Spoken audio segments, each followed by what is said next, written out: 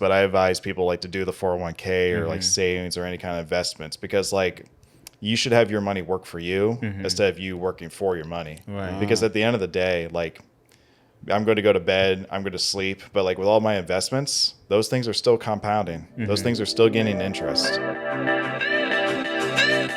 Alright, welcome back to another episode of Afro Vivid. We have a special guest in the show today. Yo. Amian in the building. How you What feeling, up, man? Feeling good, man. Thanks guys for having me on. Of course, really man. Pleasure. Thanks for coming on, man. We also have Medis in the building. Yup. How's your weekend going so far? It's been going good. I'm just going to go straight into it. Like I'm a person that tries not to waste time. Time is valuable. Okay. Something you just can't get back. Right. So beginning of this year, I'm usually the kind of guy that goes into the New Year's resolutions, tries to find things. I'm like, I really want to improve myself. The reason as to why is because like I don't want to keep living like the same episode, the same season over and over again, right? Things get tired. You want to do something new, something exciting. So every week I usually reflect, what did I do this past week? Am I happy with it? What do I want to do next? Right. So this is like my day that I go onto my weekly list and I'm like, okay, did I work out? Yes. Let's work out again next week. Did I read? I want to read again, and a few other improvements as well. So that's just me. I may not be the kind of guy that just chills on the couch and like watch TV. I'm just like, what can I do next? I lived my childhood playing Pokemon, like Game Boy games. Granted, I still love to do it. I'm probably crap at it if you guys try to play me at it. But at the same time, I was just like, I want to get to that next level, man. I want to find myself to where like I can relax sooner than later. Fire. Oh, I've heard about that, Tim. I was gonna ask you, like, because some people, a couple of the videos that I've seen on YouTube where they talk about it, some people have achieved it by the age of 30, 40. But what is it like? What does it mean to like? What do you need to do in order for you to get that level? I mean, there's a lot of meanings to it, especially like how other people's definitions mean to them, especially when you define like happiness or anything else. But when it comes to FIRE, and for people that don't understand, FIRE is financial independence, retire early. For a lot of people, it would just be of like spending less than what you currently make, and just kind of like making sure that you're happy with that and stay at that coastal level. Because if you're spending less than what you make, you're obviously saving at that point versus like buying like Gucci or all these products and like you're buying yourself into debt. So it's really just like finding yourself to where you can save, be happy, and then by the time that you find yourself reflecting on how much you have, can you retire? Can you live off what you have in your bank? And for some people they can, for others they can't. It's just really finding yourself to where like, are you grateful for the things you have around you? Is there something else you really want? Like you want that nice house. Okay, then how can you get to that nice house at that beach or wherever you want to go? Right. And it's just like, okay, I just need to keep shopping at Dollar Tree, or I need to like shop at Walmart for my clothes or whatever. Like I don't need to have the brand label. I don't need to show off. I don't need to go out to go drink. But like at the end of the day, they see their goal. I mean, if they retire early, right, they'll have plenty of time to do whatever they want. Right. But it's a habit that sometimes they find themselves hard to get out of because you work so hard to get there. It's hard to break that habit. Right. Yeah. I think that's something that I struggle with as well, right? Because I mean, at times I usually like want to feel like I'm a minimalist, or I try to be, but it's just so difficult to like get to that point where like I just eliminate like things that I don't need completely. I mean, right now, like a lot of the things that I would say like 80% of the things that I have is things that I actually like or like need. But at the same time, I find myself like just wanting to buy like the next cool stuff, especially when it comes to like tech, like camera stuff, or like things like this I like, right? Even though like the camera that I have now is just perfectly fine for what I do. But I found myself thinking, oh man, now I want like the next one. The A7 series, And there's a whole lot of people too that are like that. I feel like the other way too that some people like balance that, right? Because obviously you're gonna be spending a lot, but some people like try to like have like extra like source of income to balance the spending habits pretty much. Because if you just have like one source of income and it's not that much, you're gonna find yourself like struggling and stuff. So me, what I usually do is like, if I want to like buy another camera, right, I have to make sure I'm able to sell this one first and get like Right. as much as I can for Right. this camera.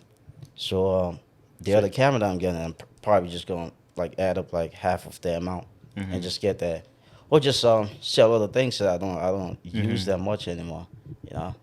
So do you think because sometimes it is important to have 401k, Roth IRA, and some other investment, but because I feel like those stuff helps a lot in terms of someone achieving that fire level, but the main thing is just having those portfolios and having other investment or maybe like a real estate where it speeds up the process of you. But if you only relying on your one source of income and then trying to spend less, it's going to take a long time for you to achieve that. But having other source of income, I think, also helps speeds up the process as well. It does. I mean, like, it goes back to like what you're saying too. Like, I mean, I'm human, just like as the rest of us are, right? We have desires, we have things. Like, I want like the next iPhone or anything else like Yeah. that.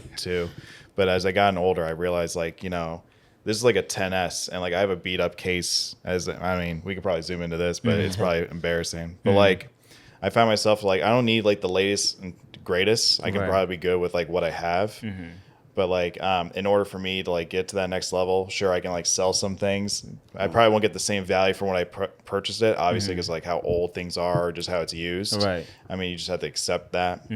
But I also believe too, like, just as you were saying, you have the one source of income.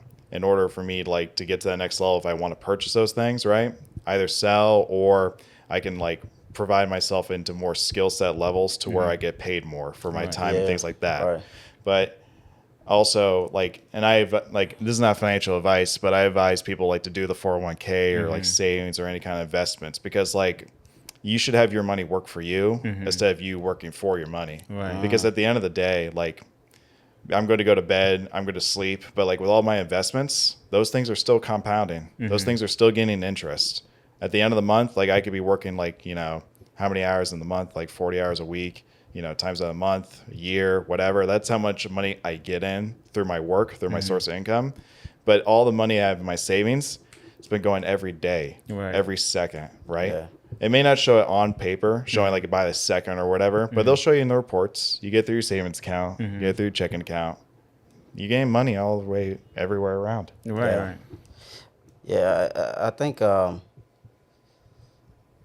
like when you get to the point where like you can have like another source of income, right? That doesn't require your time and energy to be there.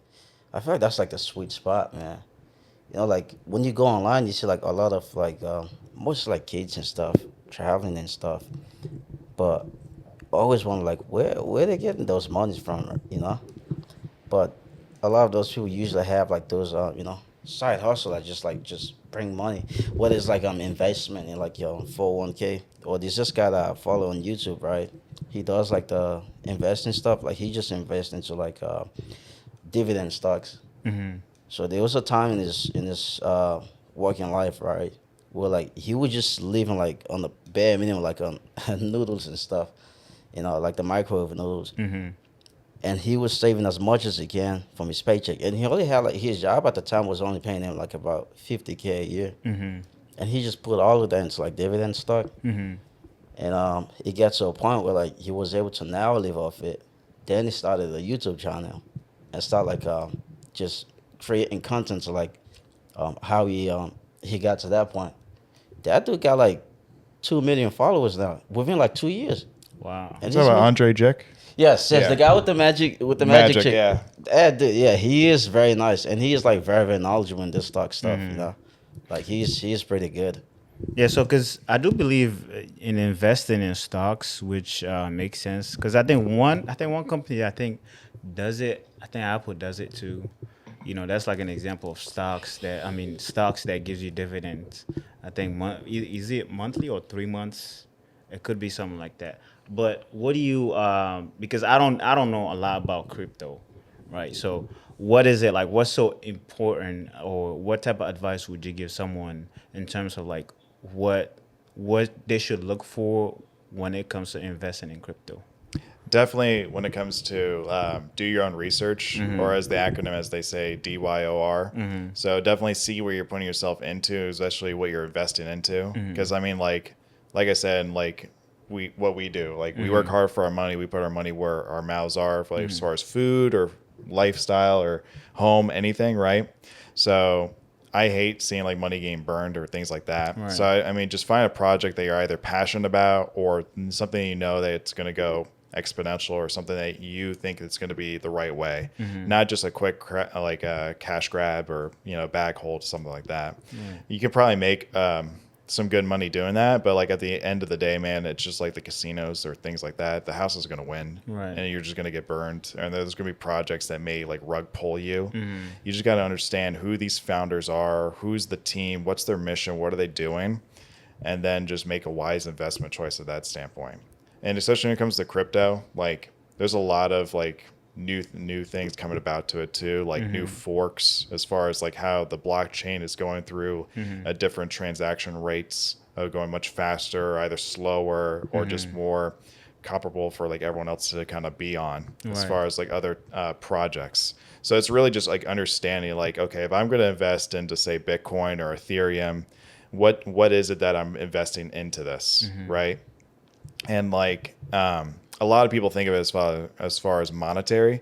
They just think of money, right? So like I could buy like one ETH, that'll be what, 1,600 right at the time of the filming, like around 1,600 or 1,500 USD, and they're like, wait till that comes like pumping up more.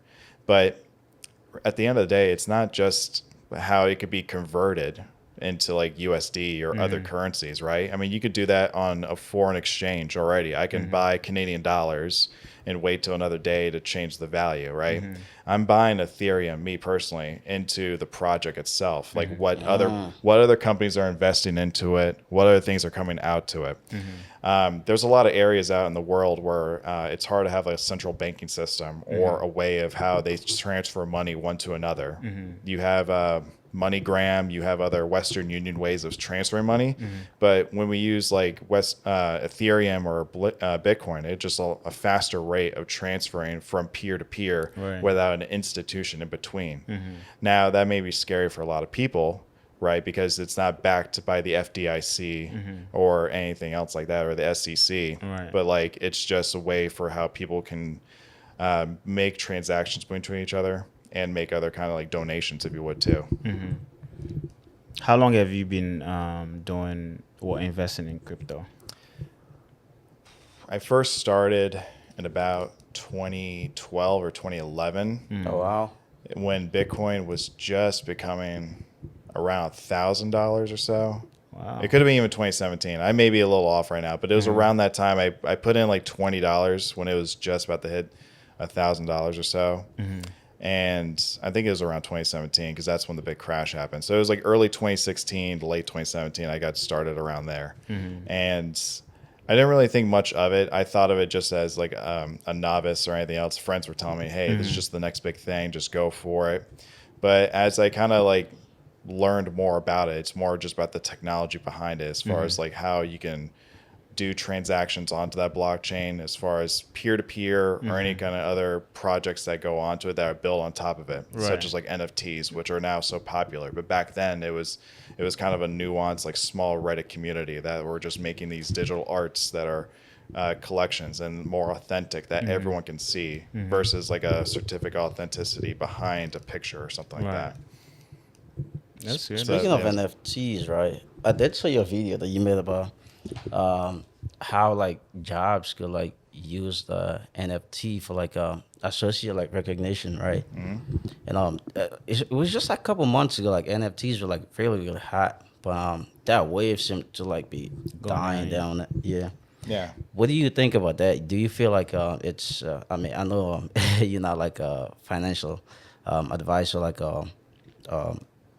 like stock or like crypto guru, but how do you like see yourself like get into that technology, and also like what, based on your assumption or like your knowledge, things, what do you feel like things like that, Miguel. Because to me, like that was a really good idea, you know, because you can have like a little piece, like a physical plaque from like your job and stuff, but if it's just gonna be like a plaque, like it may just stay in your house like collecting dust and stuff, right? But if you have like this cool digital stuff, right, and that you just don't know where the value gonna go over time, right? It just gives you that, the excitement just thinking about it, like going over time, like what this could mean for me, like in the future. So, what do you feel like investing into like NFT is or like will be going forward? Yeah, I mean, it's a little bit different when it came to like where we're talking about with cryptocurrency, but with NFTs, it's more just like, do you believe in the projects? Do you believe in the community that you're investing with, and especially how big of how many NFTs you could buy into it? Maybe let's say like a typical project may have like 1,000 images, but different iterations, or it may be 1,000 unique different characters or something like that. It's really just more of like, are you buying into it just because you like the art? That's totally fine. There's people like that just buy art because they look good. They look good, right? But there's other reasons too that people invest into it where, I mean, they could probably resell it as things pump up and it's all sold out. Sure. But we're not trying to advise that or anything else like that. But some people may like the community into it. An example, I just did an interview with the president of VFriends. As you guys may know, like Gary Vaynerchuk, he created his own VFriends, like his own NFT company. And with each of those NFTs, they're all unique. None of them are the exact same, to where like it gives access into Gary Vaynerchuk. There could be ones that like have courtside seats with them at a basketball game, or one that have dinner with them. And it could be like different iterations and stuff like that. I mean, it just believes into what you are getting into that community and what you're getting out of it. I think that will be the most benefit that most people will see. Because otherwise, a lot of these projects are just the images and just maybe you go to like a social networking event, stuff like that. But the real value is what you're going to have in your community and what your community is going to do with that. Another term is called a DAO, decentralized autonomous organization, to where like the community has a vote within itself to do what they're going to do with like either the proceeds that they get from buying into the project. Like they may want to make a donation to a museum, or they may want to make a trip for everyone to go out to somewhere to like go enjoy everyone in that community. There's other projects like that. I may not name them exactly to the tooth right now, but like there are projects that people are like, we are a community, we're in control of what to do. It's not one person that tells us what to do, not even the creator. Right. Yeah, initially, like when it started, right, I really loved the idea of it, right? But then again, like as the wave continues to like get hot and hot, you start seeing like everybody now like creating their own NFTs. So like it kind of like um takes the value of it for me, right? Because now I'm struggling to like think of it like what's real like valuable at this point if everyone is just like creating their stuff, and at the end of the day, like it may be like very valuable, but it could just be like a like a JPEG, you know. And people may just be able to like download the same stuff online. But I guess just like you said, if you believe like in the community or like the project itself, then maybe it could be like an easy decision for you to get into. It could be hard because like it's hard to see sometimes like behind the smoke and mirrors of just like how fancy the project is or how cool it sounds. Like you just got to look into those leaders. Like what do they have? What's their past like? Are they someone that's reputable? Are they someone that's not like a scam or something else like that? Not to say that new projects that come out are going to be a scam, but it's just like, what are they going to do with it? And it's kind of a like catch-22 when projects are easy to create. It allows other people out there to have their visions come to play. But at the same time, too, it just goes to like, again, you got to do your research as far as like, is this person really going to do what they're going to say? Are they just going to take the money and run? Or as soon as they create the project, and now the next hurdle is keeping that community alive. Right. And so then you see people making all these Discord groups, making these announcements, hyping up the community, keeping them alive, and having to go from there. It's the hardest part, I think, in an NFT project is just the community part. It could be pretty easy probably making the project itself. It's just hard to keep that alive for long and to keep that going. Yeah, man. Technology, man, moving so quick, man. At this point, like, we just gotta get up and just follow the trend. But I think the one um, trend that I'm mostly excited about, right, is the what's the thing called, like the metaverse, like which could be like very, to some people it seems silly, right? Because I don't know if you've seen like the Facebook how they try to like include that into like real life. I was watching like some of their videos, right? For example, let's say the discussion we're having about like I'm going to to our jobs like in a physical location, right? And pretty much the solution Facebook was selling with the metaverse. Like we don't really have to like go to like the physical location, but if you have like a metaverse account, something like that, right? You can have like an office space in the metaverse, right? And we have like all this. You can everybody can create like their own avatar, and you can just use that to like go to the work and stuff, and pretty much have like almost close to normal life experience. Cause now like in your head it's like you're in a place. It's just like playing video game, right? Like it gets to the point where like you feel like you're the one, yeah, you're the one in the game itself. And I was very excited about that. But what do you guys think about that technology? Like in the future, like going forward, like do you feel like that's something that would be like helpful to like the community, or is that just going to like add like problems to like the social, you know, experiences that a lot of people struggle with right now? I think uh, I think there's always a positive and negative side of things, right? It's cool where you get to, I guess, be in a metaverse where you're actually just sitting home, but then your character's just in this world, interacting with people, which is, it's cool. But then it's like we are technically playing a video game again, you know? So if you think about it, it's like, let me go play my video game. So I don't, in terms of meeting, it's hard for me to see actual professional people like doing it. But for now, it is like something that's interesting because it's not fully out there yet. So a lot of people, it's not really being experienced, or I'm not even sure if it's been tested right now. Maybe it is, but I it's think not like in, Facebook is testing it. right. It's not like in action where, they might say, okay, for example, they might just pick Apple. Well, all the employees at Apple gonna start using it now, or let's say Facebook because they created it, right? Like all of them meetings, whatever it is, everyone's gonna start using it. I don't think it's like that yet, maybe, but it is. I don't see. It might just turn into like a video game at the end. To be honest with you, just like the VR, it might just be something like the VR, but I don't see like, huge companies using it for like meetings. It might just be just, oh, I'm in, for example, I'm in Costa Rica or something. It might just be that while you're home, But then if you look at it, it's like not you. It's not like a hologram where it's actually showing your physical feature, but it's just a character that's, is being out there. But That's my take. I don't think it's, it's gonna be. I think it gets to the point where like I mean, it's eventually may just look like you. You know, you may just be seeing you like and I don't think that's like the difficult part of it at all.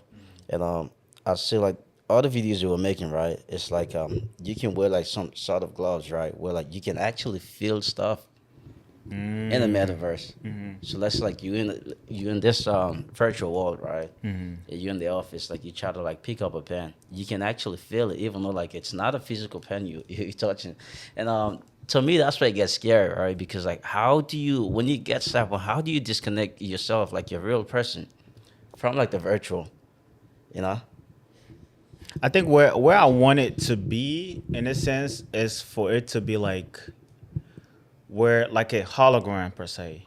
And then if you were touching stuff, that also is good. But if it gets to that point, then it's really cool to my my own experience. Then that's cool. Then I'm looking at the screen. It's actually my face, is me. It's just like a hologram. I'm touching this, which is cool. But then Also, that requires like a glove. Who knows how heavy the glove is, or for you to be able to get the sense of it that you're touching stuff. But it's like it might just be whoever that want to get into. You're gonna have to put on like a suit. So that means every day you're gonna put on a suit for you No, no, to go inside the metaverse, you know what right? I think? Like if like initially, right, that may be the case, right? But as technology gets better and better and better, right, it might just be at the point where like it's just sensor they're gonna put in your skin that you're not even gonna know there's a sensor in your skin, right?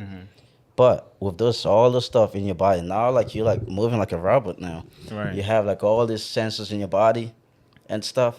And how do you just discuss? I would like to know your thoughts on like this technology because I feel like that's where definitely things are going. Yeah, Because there's a huge push on this especially like metaverse stuff. companies that that are ahead in terms of like cloud, and definitely like Amazon, Apple. These companies got like crazy software developers who are just like really smart. You know, I mean, it'll be cool to kind of have it. you, but it's gonna be expensive too. For you to have those technology at home, it's gonna cost you like thousands of dollars because I don't think it's gonna be something that's gonna be cheap. You know. I think at first it's going to be expensive because the technology and the development is going to be so new and so like they're investing so much heavily into it. So like when you look at a VR headset and the head like the hands and stuff, Oculus, yeah, the Oculus or like HTC Hive and all these others. I don't know so much into the metaverse and stuff like that, but like again, the cost of entry, like I said, it's expensive right now, but it's just like what these companies are paying so much to get into it is because once they mastered it or at Yeah. least become so very dominant into it, then things are going to become easier. They're going to have the chain, the chain supplies and all sorts of other things that like line up to them to where they can lower their margins. The cost of entry is very minimal and aspects like that. But when it comes to like the metaverse itself, I think it's very like interesting like on its use case scenarios. I see like advertisements when it comes to like maybe dissecting animals or even humans, right? Yeah, We that would can be save on like the types of corpse or like organs that are kind of just meant for testing versus like just doing it virtually. We could just see it and kind of go through the procedure. But I think it's just going to be interesting as time advances. They can be a lot of use case scenarios for that, like even education. There could be cases to where like you can go on like a field trip that maybe a school may not be able to afford. Like they may not go to Stonehenge, but they can see it virtually in person versus like Google Images or maybe a video. They can find themselves in that, and it can bring other aspects to it. But again, like going with a lot of other tools, it just depends on how you use it and for how long too. There could probably be that human aspect that you're mentioning to where like you kind of lose that connection. And I believe like, screen time or things like that when it comes to moderation, you just got to find yourself to where like, are you comfortable for being this for this long? Can I stop? Or like, you got to have those mental checks and looks and balances. I think that's cool. And we were talking about blockchain, right? So I have a question about that. So one thing, well, before I ask you the question, because I did a project once where it involves blockchain for like on like an electricity, right? Where like the company will be producing this electricity, but in turn they would sell the electricity and to different vendors. It might be like an office or a house, and those people, let's say the office, like this building, they have like a solar system as well, and then like another factory got like a windmill where they use whatever electricity they bought from us, and then they have a storage system that whatever electricity they gain from that wind or the solar, they can sell it to us as well. So technically, the electricity is going back and forth where it's not being wasted. They're only using what they need to use, right? And then sell the other one. So that goes into like crypto. I heard about there's also a way where people were using these like I think Amazon to like host a blockchain transaction. I'm not sure if I'm saying it right, but where you just create this platform like a SaaS where the transaction is being processed there without you technically doing anything. All you have to do is just set it up, and pay for like the instance, whatever cloud company you want to use, right? And it's just transactions just going, and you technically hosting it, but then you're making money off of it. Like I got one of my professors told me about something like that, but I didn't have like the knowledge of it. I tried looking up, ways of doing it, but it was still like iffy for me because I didn't want to, I didn't know where to start. But like, do you see yourself? Do you see like in the near future that blockchain, or I mean not blockchain, crypto is gonna eventually take over like money, the dollar that we have right now? I don't really see that because at that point, it's kind of more anarchy or going against the government when it comes to like having to replace the USD. Because, and I'm not trying to say the government wants to take control, but it's easier for them to have control of their currency, especially how much it's being printed or how the interest rates are going when it comes to bonds or stocks or any kind of other market trends kind of go. They can help kind of ease the economy if needed to be, or strengthen more if they need to fix the recession and stuff like that. Yeah. But when it comes to like the blockchain, it's easier when it comes to seeing that, like you were talking about with electricity. There could be like a ledger to where people can read to where these transactions are going, or to where this is kind of going forward with things. It's a little bit more public scene.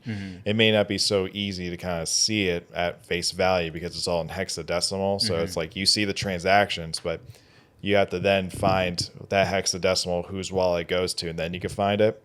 Versus like when it comes to like the government or other things too, like we do our taxes around April 15th or so, and we submit it over to the government. We don't see exactly where our taxes go. Like, where did all my money that I made last year, does it go to one agency? How is it dispersed? Is it fixing that pothole I keep hitting my car outside with? No, like, I mean, I don't know.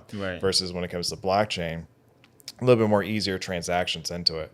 But there's also other projects on there too, like one called Tornado Swap, where like I can deposit cryptocurrency into that, and then it kind of scrambles around my transactions to where it kind of hides it, and then I can receive it back, to where it kind of makes it harder and more lengthier to find the transactional history. But it's possible to still go through it. We've seen that when it came to the meat packing factories got hacked, and like the gas stations that got hacked. A lot of them got paid into cryptocurrency and used Tornado Swap to kind of hide those transactions. But at the end of the day, we were able to go, the government, they were able to see those transactions and find out the hacker's address, and then take that money back. But I mean, I say it's just a little bit nicer as far as like the transaction, being able to see where it's going towards, especially electricity, especially how you're sharing within that community, than it is something towards like you're just blindly, depositing into one thing. But to really answer your question, I don't see the cryptocurrency like just replacing the USD, but I do see it becoming more popular as a world currency. But yeah, I think it's hard because, again, to me, in order for something to be like fully like the standard, there has to be a little bit of like a control, right? But in terms of like crypto, it's because like anyone can have it. Anyone can just, it's not like a standard like a standard company or someone who's like, okay, well, this is the rule, like this is it. Whereas like in like money wise here, like the dollar's like is regulated by the government. So they decide, it's like there's this rule where they do it, and excuse me, I'm about to sneeze. all good. But I get. I think also why like I don't feel like crypto will take over like the regular like paper currency, right? It's because of the U.S. dollar, right? Like it's like you said, like it could be used to like control people as well, like the way people spend, just like you said, with the government just increasing or decreasing like interest rate, that could like actually control like people habits and stuff. But like as far as like what I know with the crypto, right? Like there's certain things that are just like very limited to like get into, right? Let's say for example, like if I'm like a criminal, right, and I have like this crypto wallet where like all my transaction goes, like sometimes it becomes very difficult for like the government to even like seize that wallet, for like and for them to like know like exactly like how I'm doing my stuff. It's just like very time consuming And if we have like a whole lot of people that are just using, let's say like if the everybody else is using that, right, and people like cause like a whole lot of trouble, then it becomes like, you know, very daunting task for like the government, you know, to like track everyone. Yeah, that's true. I mean, and this is not to say that we're against the U.S. government or anything else too, but it just No, brings no, a definitely not. no, but it just brings perspective too. Like we mentioned, like the U.S. government, when it comes to currency, it's a FDIC insured up to $250,000, right? So if a bank fails or another credit institution fails, like your money's still secured up to $250,000 within that account. When it comes to crypto, any money that you put in there, I mean, it's going to be gone. Yeah. Yeah. I mean, you could probably put in an exchange, like where you trade stocks and stuff like that. You could do the same thing when it comes to crypto. You can use like Coinbase to where you could buy it and it's kind of market tracked, stuff like that. But I mean, at the same time too, like even those institutions, they may not insure all your money that you have withheld in there. So if you lose it or the institution goes down, all that money, all that investment and time you have is gone too. But going back to what you were saying too, like when it comes to criminals using crypto, like, yeah, it's another layer added for them as far as like, how do I then convert this to a different currency? Or they just keep the same currency and just keep spending with it. And it's also another vulnerability too. Like if a bank gets hacked, you're still insured. Crypto gets hacked, you're screwed. Like they may try to get the money back, but at the end of the day, it may not be a possibility. And sometimes they even pay the hackers to get that money back, like a quarter of it or so. Like that's been very popular lately. They've been paying the hackers just to get the money back. Wow. And then even then, like how do they get that money back? You may not get all your money back. You may get some of it back, and even then, that just sucks. So it just like comes to a safety concern too. But that's if in case you put it into what's called like a hot wallet. So where you have your money like online on the exchange versus a cold wallet to where like it's like on a thumb drive. A lot of people use like a Ledger as one, or like I think one's called like Kezar, but Ledger's a very popular one, but where people just offload their money onto a cold storage wallet. I mean, that's been quite popular as we've seen like FTX kind of shut down, and other cryptocurrencies or other crypto exchanges too, like BlockFi and other ones that were paying people crazy interest rates to stake their crypto onto it. Right. Staking meaning that they host their cryptocurrencies on these exchanges in exchange for that. And I'm saying exchange so much. Let's say I staked my crypto onto BlockFi, this crypto exchange, staking it on there. I put my crypto on there, allowing them to use it as a line of credit for people applying for credit for money, right? Like a bank essentially. And then I get an interest lending my money out to them so they can lend it out. So I get a share of it all. And so you saw a lot of these crypto exchanges doing such high interest rates. And people were like, oh my God, this is like ridiculous, like compared to like a US bank that was paying like 0.01 or 0.02% in APR. Some of these people are paying like 6 to 9% in interest. Wow. And granted, these are like, they sound like small numbers, but when you look at it as far as like compound, you're like, wow, this is going to like be exponential. And like the interest payments were good, but then as far as things are starting shutting down or things weren't looking great, you know, interest rates are getting cut, things got getting hacked, and they're like, okay, I need to hide my money, take it out. You know, I just can't have it being exposed because once it's out there, you know, it could be gone.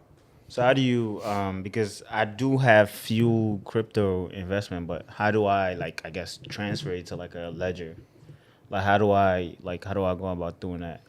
So usually when it comes to the exchanges, they will give you a way of sending the money. You just type in the address. And when it comes to like your ledger, as soon as you plug it into your computer, a lot of them could be how you may have to download it, or they'll just have a key to where you type in that address from your exchange and then it'll transfer it to that ledger. A lot of them could be wireless nowadays where they can wirelessly transfer to that device. A lot of the newer ledgers, which I'm trying to get onto one just to do a video about, is more of like electronic one versus like an old school flash drive to where it plugs in. You just have the decimals and you have to plug it in each time. One could be wireless to where you plug it in, connect to the Wi-Fi and have that come right to it. That's also another vulnerability too. Having to be like on a public Wi-Fi could be hacked. Now, I'm saying, have I seen that before? No. But am I saying, is it possible? Yeah. It probably can be. There's going to be vulnerabilities in everything, but we just have to see. Yeah, There was a time I used to when I used to like invest into crypto, right? I used to have two different apps. Um, the one that I buy the crypto on, and the other one was it's a hot wallet. Well, and where you like you, if you move your crypto there, right, you get like interest on it pretty much.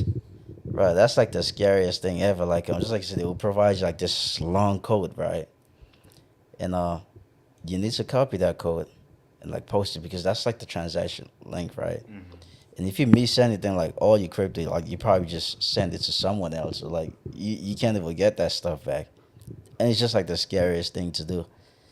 And yeah, I'm trying to get into like the ledger stuff, but I'm just like don't have like much, experience into it. And also I'm scared of like losing that thing, man. If you lose it, like do you have anywhere to like let's say if you is there like something that you can just have on the account, like you just buy another one and put and just log into it? Or like if you lose it, that's it.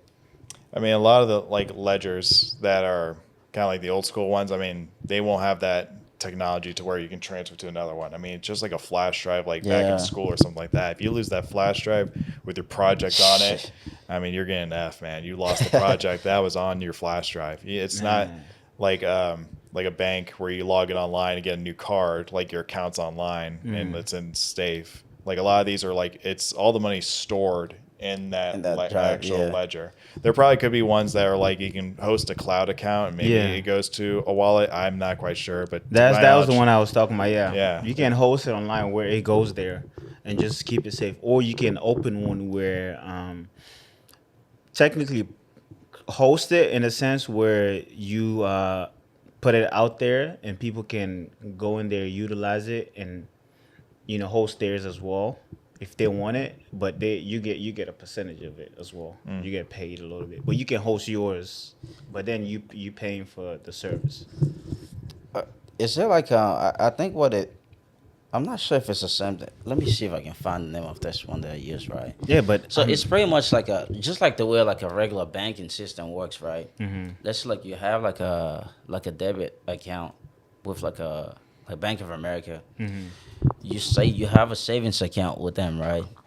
You save your money with them, and every month they'll give you like 3% back of like what you save because I mean the bank usually use your money to like do all the investment, right? And they just split that profit with like everyone else that have their account. And this crypto app also that I had, it was something like that. And how I got into it actually, like it was a lot of people made like a lot of good reviews with it. BlockFi. That's the one I got. BlockFi or Gemini? Yes, and I recently heard that they got hacked into as well. I mean, my account seemed to be fine and stuff, but now like I'm even like, man, should I just get my stuff out of there and just like move to like the cold wallet, the ledger stuff? And I just haven't like invested into like Bitcoin at all like recently, even though it's probably like a worse decision because usually like this is the best time to like invest, right? Like when the market is just down, Yeah, it's crazy. It just comes down to like risk tolerance. Like how are you willing to like expose yourself to like have it hosted on there where it could be hacked or like it could shut down and then all your money's gone. I mean, just as we were talking about, like, our time is valuable and stuff like that. Like I would find myself like any scared opportunity, like where you hear news about like a hack in one exchange, you're like, okay, I need to take this out, put it somewhere else. Granted, like the interest, that's awesome. Again, like your money's working for you, but at the same time too, it could be risk to where like you just lose it all at the same time. And is the risk greater than the reward? I don't know. That's something that I don't find. It depends. If you have a lot of money, then the risk isn't that's the luxury, greater. right? That's the luxury. Like when you have money that you don't mind losing at all, and yeah, we're at that point, right at that point,